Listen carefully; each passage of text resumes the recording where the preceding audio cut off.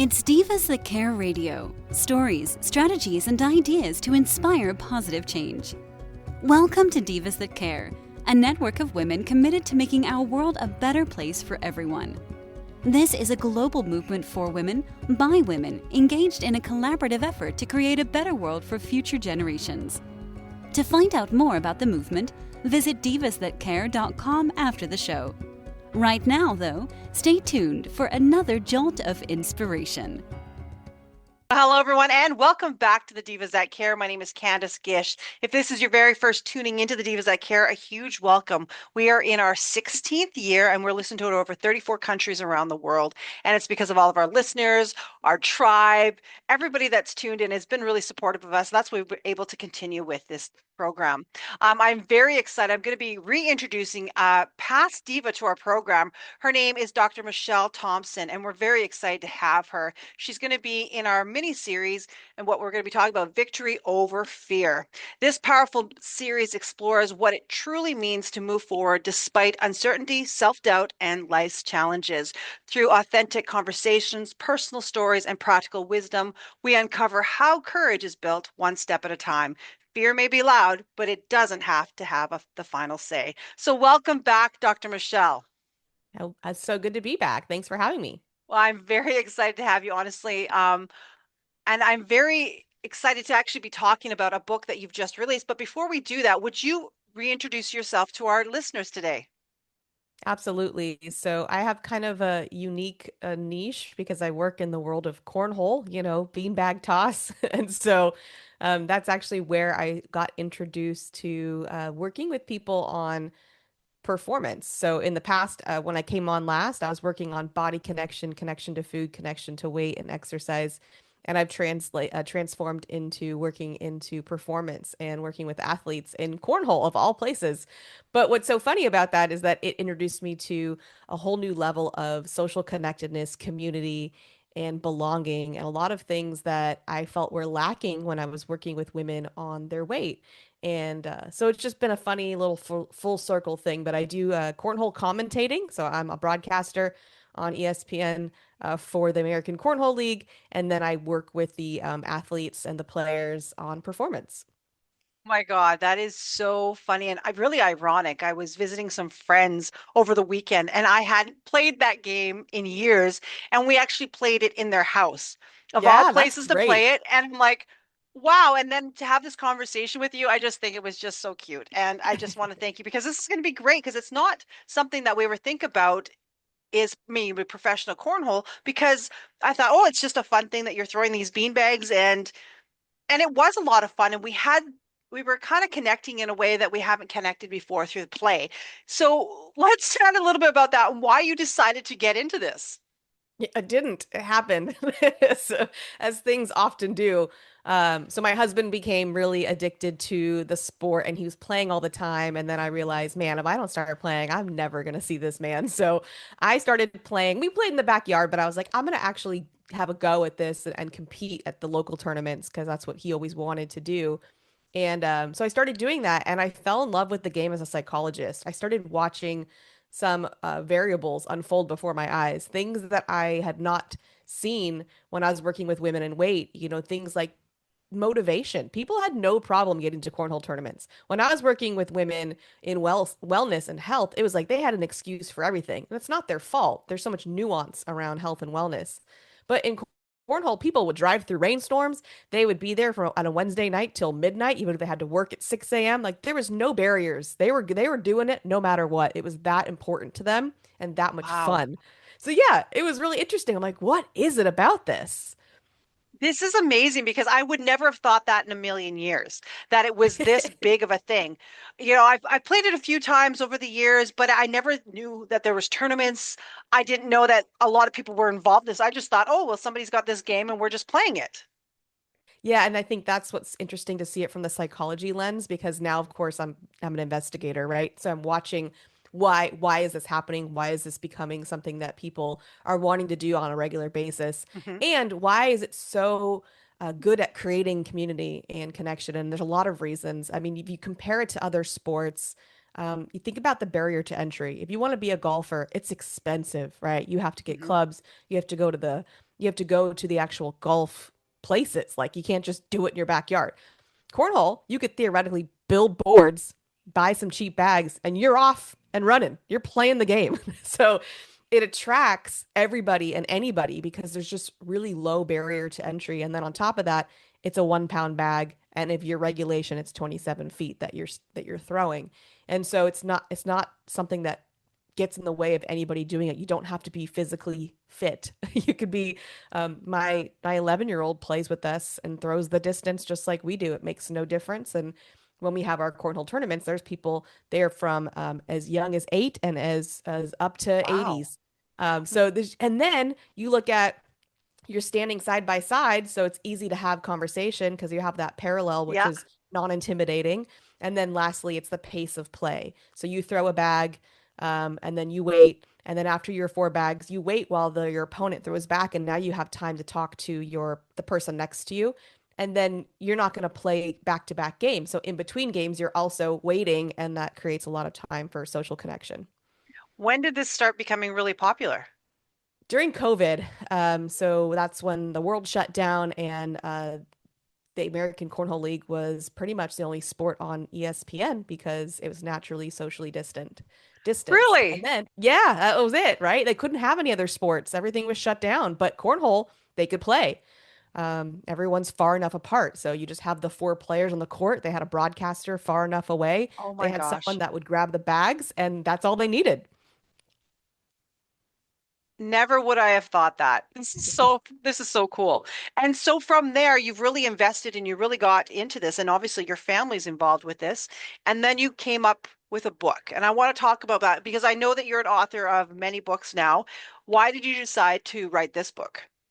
So it started with my dissertation when I was finishing up my PhD in psychology, and I wanted to investigate this not just on my own personal investment, but for like a formal research. And so I had the topic of, I can't remember the exact title now, it's been a while, but basically what is it with social connectedness and competitive cornhole is essentially what I was investigating. And I interviewed cornhole players and the results were really fascinating. And when I was in my meetings with my committee to get approved for my dissertation and be done with the PhD, they said, please tell me you're going to write a book about this, like something people don't want to read my dissertation, right?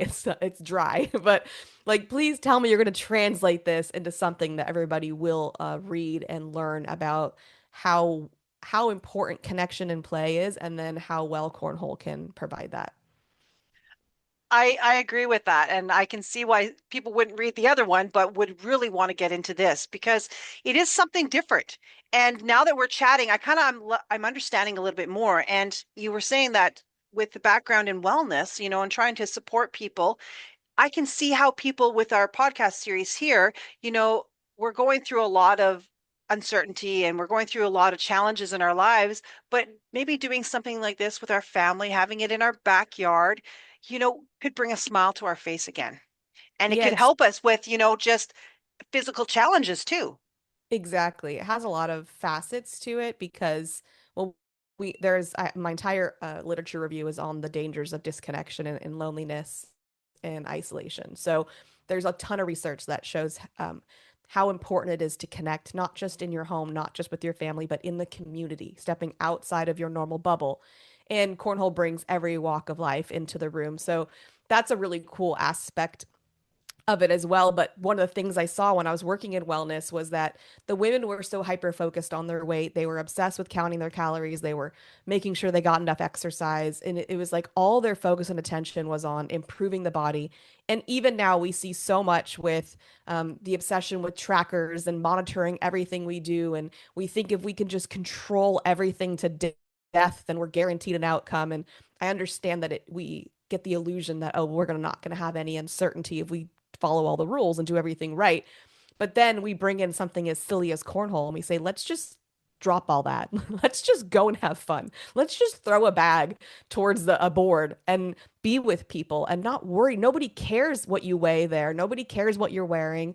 None of that matters. And if we're talking about So optimizing our true. life, yeah, what a good way to optimize by just having fun, connecting, and having some play.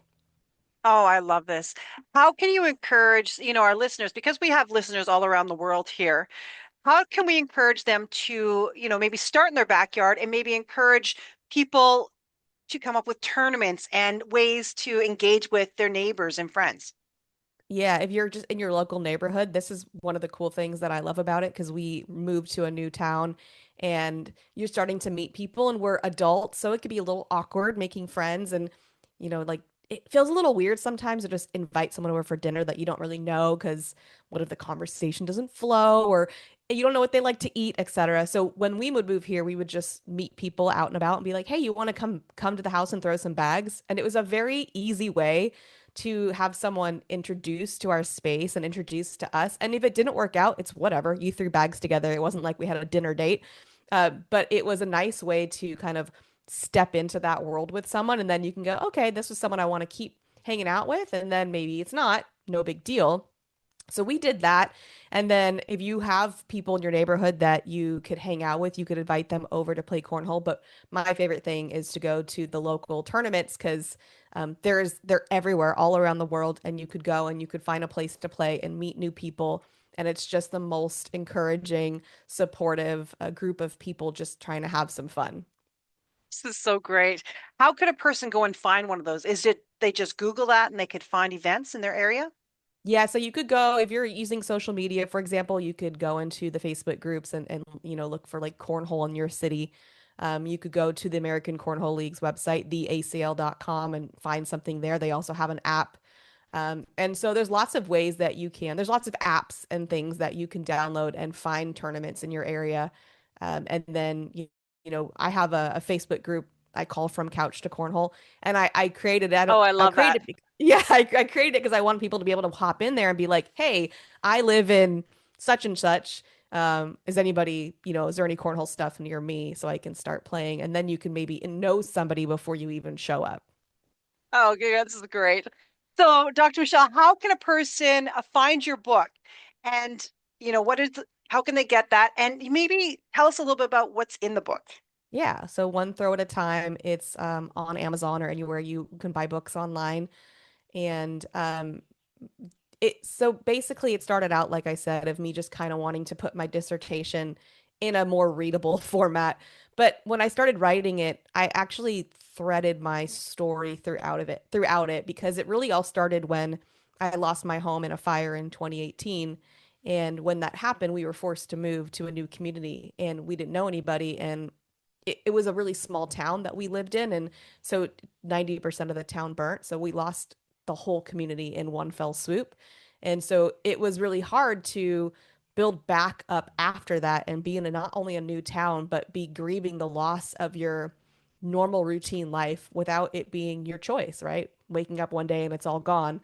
And even going back to that community, it's all gone. So what we did was we started playing cornhole, and it was actually through cornhole that we all healed, my family and I, because we started playing in these local tournaments. We started meeting people, and now we have this massive community in this new town in a fairly short period of time because we started tournaments in 2021 and we moved here in 2018. And so it weaves in my stories of struggling as an adolescent with things like confidence and really living a life where I wanted to hide and not being connected and isolating, and then how all these themes weave in through all that. I find you quite fascinating, very inspirational. I just love this entire idea. I think it really stems from just honestly playing it on the weekend and just having so much fun and not wanting it to stop. But everybody else is like, well, they've obviously done it before and they do it all the time. And I'm like, well, we got to continue doing this. So seeing that and how you're being able to connect with people, but now sharing that and really encouraging others to start doing this also. I do love it because right now with being summer too, what a great time to get outside, get playing. I know that yes, or on the weekend I was playing inside, which was a little bit odd to me because we were throwing it and I was so scared of breaking everything in their house because I obviously am not used to this and I'm throwing it all over the place. But being outside and being more comfortable and just smiling and hanging out with people, what a great thing.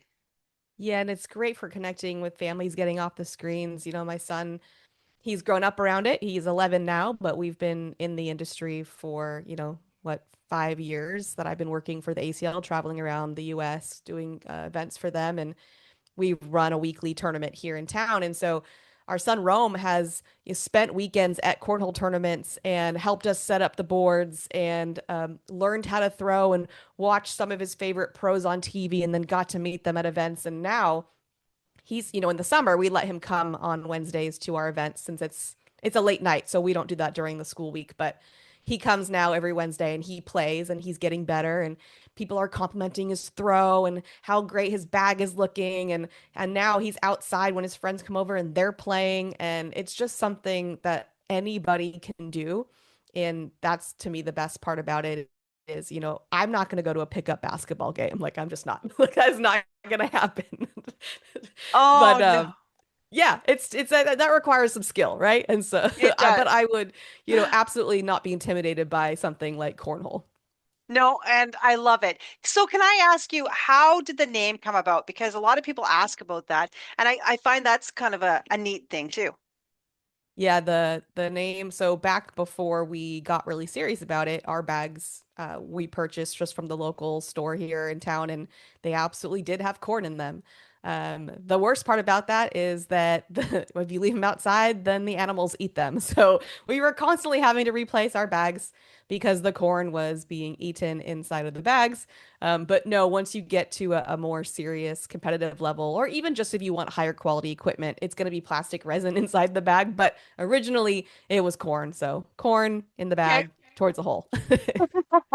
Fantastic. Oh, Michelle, this has been so much fun. One of the things I always ask our amazing guests, is there any last minute tips or tools that you can share with our listeners today? We've been talking about barriers too. This show is all about, healing, faith, resilience, and I think with what you're doing, it's really that's what you can do with it.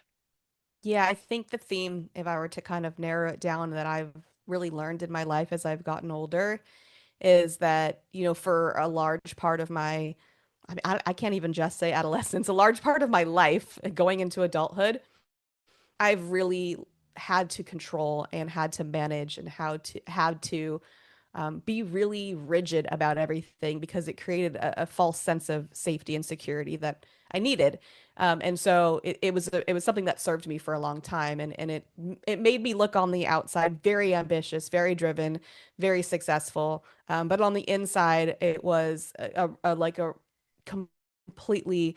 I was obsessed with growth and success and optimization and I was a hustler and it all was received really well on the outside. And then as I've gotten older, I've realized that that is just not an optimal way of living, in my opinion. And we're not supposed to control and optimize every part of our life. It's okay to have awareness. I love to take care of myself. I love to exercise and eat healthy and things like that, but I don't do it to get an outcome or a goal. I do it because that's what feels good moment to moment to live a really incredible life. But in terms of the outcome of having everything we want in life, it has to come from a place of not control, not management, and getting into that discomfort of uncertainty and saying, like, I don't know if this is going to work. And I have to just trust that if I make decisions moment to moment that feel best to me, that will create outcomes and results that I want. But realistically, I don't know if that's true either. But I also don't know it's true just because I control it all. That's a falsity. So I've really just kind of in life loosened the reins, and I recommend just not managing so much and just living more. Just go out and experience things and have fun, and don't worry so much about optimization and managing every part of your life and trying to create outcomes in every part of your life. You're just living moment to moment in the way that feels best, and you trust that that gets you to where you want to go. Oh, thank you so much. I love that, Dr. Michelle. Can I ask you, I know that you're an author, but do you do any coaching or anything else on the side? I do. I'm much more, I think, a teacher than a coach. I do have clients that I coach through like a Voxer type of setting. I'm not really like a clinical one-on-one patient type of coach. But I really love teaching. I love creating courses that give people tools and skills and techniques. And that's actually the direction I'm going, and I'm looking to starting at a school with like social emotional learning and teaching the skills that the kids Oh, and the wonderful. teachers need. So I'm much more of a teacher than a coach these days, but I definitely do that on the side as well. Oh, wonderful. So can any of our listeners get a hold of you? Yeah, absolutely. So my name is Cornhole Mish. That's what I go by on socials. So my website is cornholemish.com. That's Meesh. So you can hop on there, and there's lots of, you can get a free passage from the book to see if you like it. You can kind of step into the world, and I create a lot of content. I have fun YouTube videos. That's all on there. And then if you want to connect further than that, all of the socials and everything are there. Oh, wonderful. Well, thank you so much for being my amazing guest today. I really appreciate that. Yeah, no problem. It's my pleasure. Thank you for having me. You're welcome. And to all of our amazing listeners out there, thank you so much for tuning in to Victory Over Fear. I will be posting all of Dr. Michelle's information and social media handles so that you can go and check her out. I think it'd be wonderful to share this with all of your friends and family because you don't know who is going to be wanting this. And to be honest, just playing this amazing game over the weekend, I can't wait to read this book because I think it's going to really resonate within my life and within my friendships and in within my community. I can already think of all the ways that it would support the people in my area. So thank you again to Dr. Michelle, and thank you to all of our listeners. And make sure that you remember to do something kind. Until next time, everyone. Thanks for listening. This show was brought to you by Divas That Care. Connect with us on Facebook, on Instagram, and of course on divasthatcare.com, where you can subscribe to our newsletter so you don't miss a thing.